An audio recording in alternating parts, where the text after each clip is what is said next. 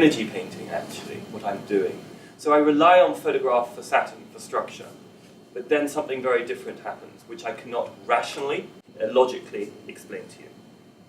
So I have the structure of the photograph, or the structure of multiple photographs, and then what ends up happening is a little mysterious.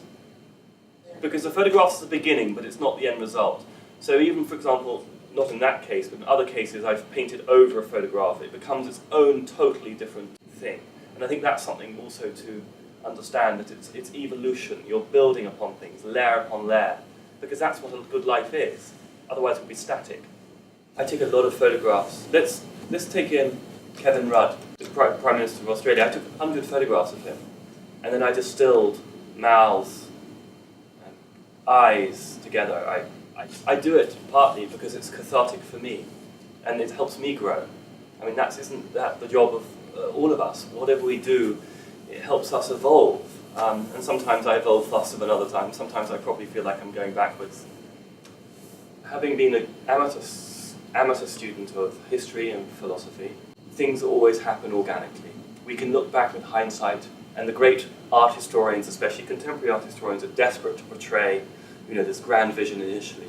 We evolve because I have many different styles, because we have many different natures, all of us. From an esoteric perspective, from an erotic perspective, from a material perspective, from a contemplative perspective, and so it goes on.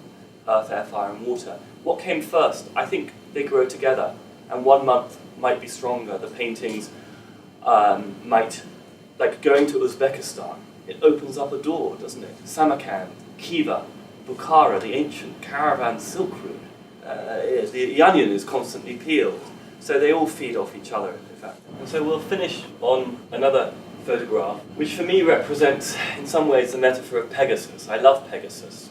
When I was reading as a young boy the Greek, Roman myths, Pegasus always leapt out at me.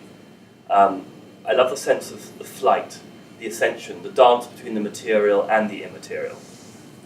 And in a way here, it represents the dance between eros and spirit, and back again, between being flesh and being spirit.